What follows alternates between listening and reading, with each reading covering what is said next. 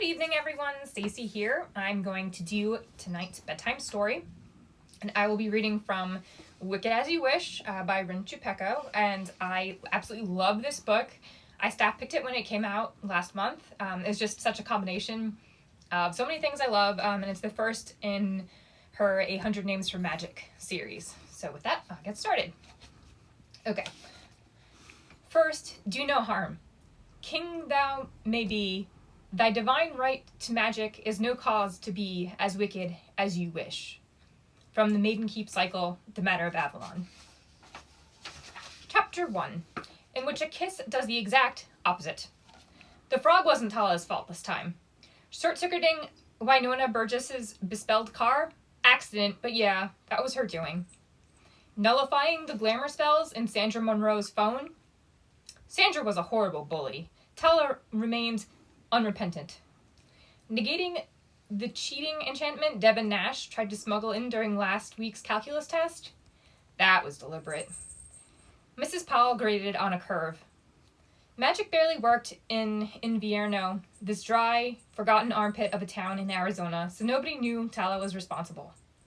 Turning people into frogs, though, that's a completely different skill set.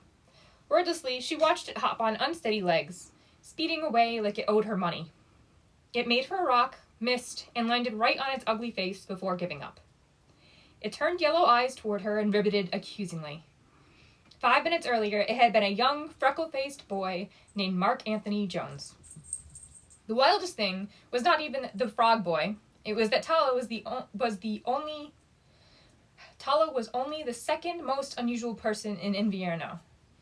The winner of that unwanted prize went to the person standing next to her, 2 years older, with a shock of wheat yellow hair and nervous blue eyes. He shouldn't have picked on you, he reasoned. Most of them do. Still, Tala was grateful. She didn't want to get into trouble for punching someone again, no matter how much they deserved it. She had watched Mark transform, already pudgy and toad-like by nature, into an even pudgier and more toad-like creature. His skin adopted a greenish hue that only deepened as the change continued, while his arms and legs, then the rest of him, shrunk and bent. His eyes widened and kept widening, his lips retreating and stretching grotesquely. And then, having settled into his final form, he croaked, slimy tongue hanging halfway out of his mouth in a way frogs have never done before in the history of time, because Mark could never do anything right. It was not the shocking presence Tala thought it would be. In fact, it had been almost satisfying. That Mark had bullied her for most of the passing acquaintance had something to do with her schadenfreude. Sorry you had to kiss him, she said.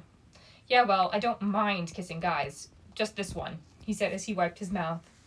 And then paused again, before adding, not like I kiss guys all the time. A smidge too defensively. You didn't need to do that for me. He called you a half-monkey. That's not right. Lots of things weren't right that people did anyway. Tala had gotten enough vicious texts from girls over the years to fill a scrapbook. The school had suspended her for 3 days once for getting into a fight with a boy who'd spread rumors that her mother was a mail-order bride. She didn't have magic to fight with, but her fists did a good enough job to compensate. She shrugged, pretending like it didn't bother her. I get a lot of those. Do your folks know?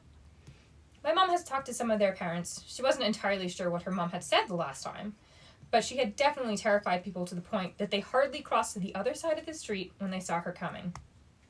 I won't tell anyone, if that's what you're worried about, she offered.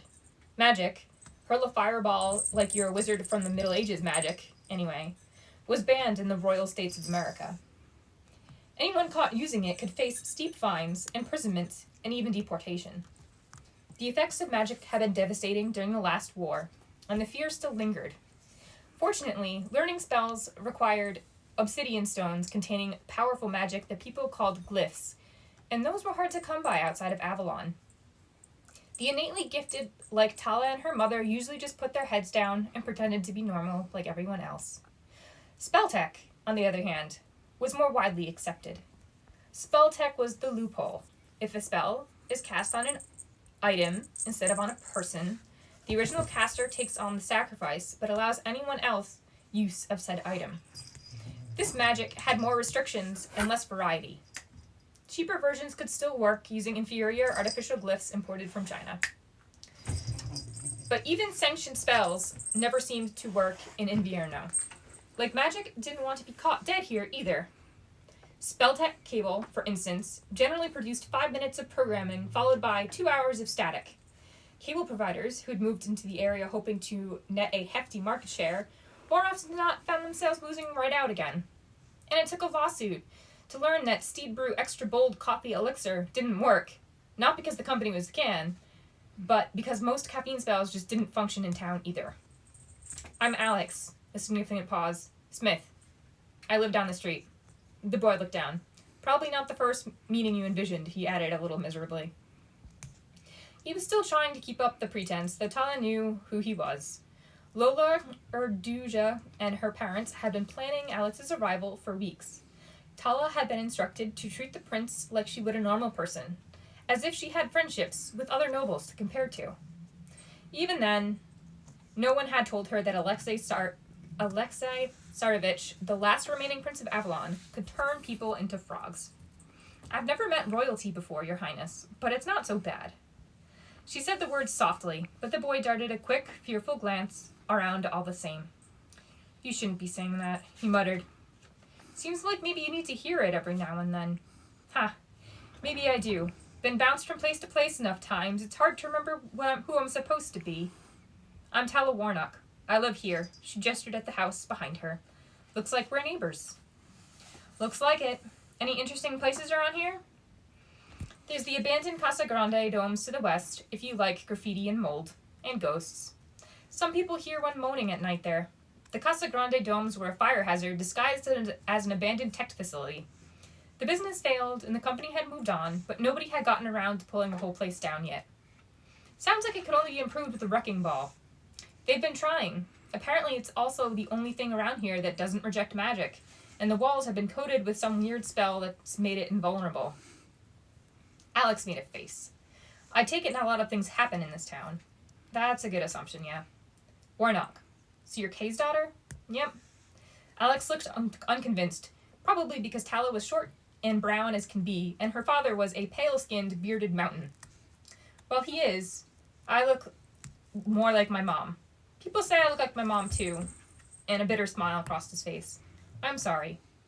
History books and Wikipedia had not gone into the specifics of his parents' deaths, but Tala could only imagine.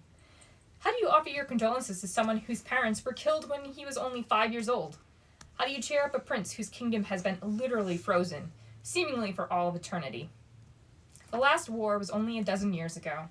It was called the Wonderland Wars, and it was a battle to the death between the kingdoms of Avalon and Bera, which ended with Bera's ruler, the Snow Queen, missing, and Avalon in ice and totally unreachable. Other countries hadn't been exempt from the violence. Wonderland was wiped off the map. Its explosion set off tsunamis along eastern Russia, California, Japan, and the Royal States' west coast. The fallout from Wonderland's wild magic hit other parts of the world as well. The Kate Thanda was now a frozen lake amid the deserts of Western Australia. Fighting broke out after the Chinese kingdom's Yangtze River became inundated with fish that could supposedly grant wishes. Even now, travel advisories in Brazil warn that 1 out of every 100,000 visitors to reach Sugarloaf Mountain summit in Rio de Janeiro inexplicably turn into swans. It was still a bad time to be an Avalonian. Refugees found within the Royal States border were rounded up and deported without their day in court, magic proficient or not. The Royal States' king was known for such cruelties. King John Portland, unaffectionately known as King Muddles to detractors and the internet, mainly for his generally incoherent speeches, was from an extended branch of the confusing Jenga mess that was the American royal family tree, the first of his dynasty after the more beloved King Samuel had passed. It's not your fault, he paused. You're not going to tell, right? He could have been talking about the curse, but Tala knew he wasn't. Some things were frowned upon even more than magic. When she was 6, her parents had set her down with her and talked about how some boys liked other boys, and how some girls liked other girls, and also some liked both, and how there were some boys and girls who weren't just boys or girls, and so on. That was around the time Mr. McLeroy's daughter was supposedly making a scandal of herself with another girl and had been kicked out of their house as a result. Tala's father, said Mick Leroy was a shite old bampot, and if anyone deserved a good kick in his tiny bushels, it was him and not his daughter, the poor bird. I won't tell anyone, she repeated meaningfully, and glanced down at the Mark frog hybrid. They lived on a dead-end street. Few people bothered to go down, so it's not like anyone else was watching. But won't he know? Nah. He'll change back in a few hours and forget everything. Alex spoke wearily, like he had enough experience with it to fill out a resume. How do you do that? Always been able to, but it's a censored spell. Censored spells were the worst kinds of magic, the ones punishable by death. Magic worked using a system of equivalent exchange, her mother had explained to her once. The more powerful the spell, the more you had to give up to earn it, and the consequences varied from person to person. The effects on humans can be permanent. Last year, a pyromaniac 2 towns over had purchased a fire glyph from some internet black market and received an extremely low tolerance to the cold for his troubles.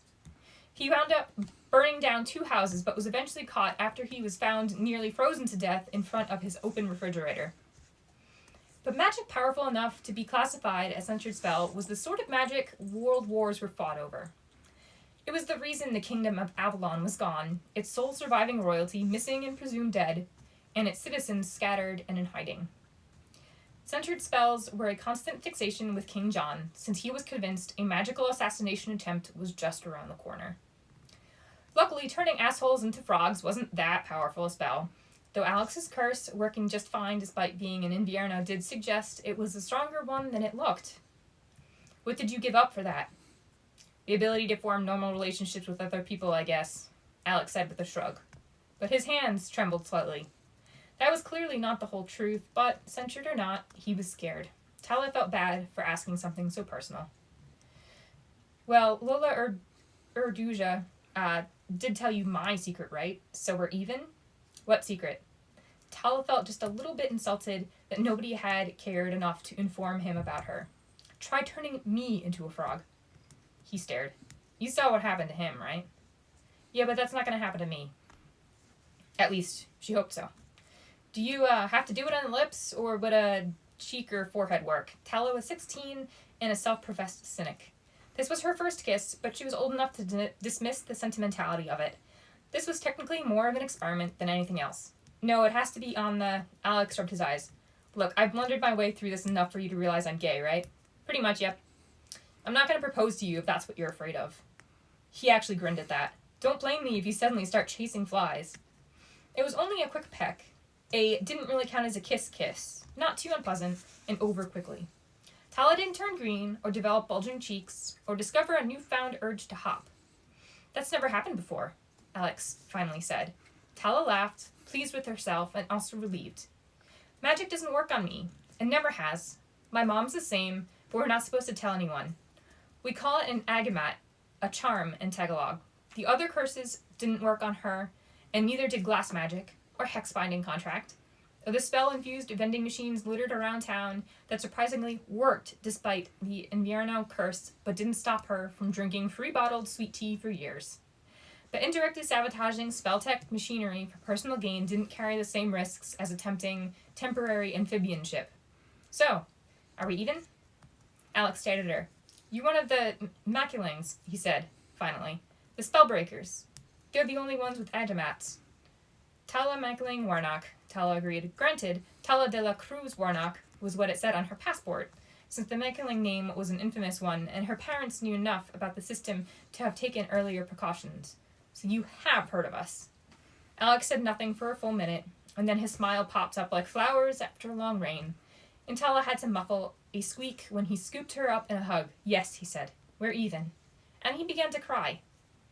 It must be a strange kind of relief, Tala thought, to find someone you couldn't accidentally damage for the first time in your life.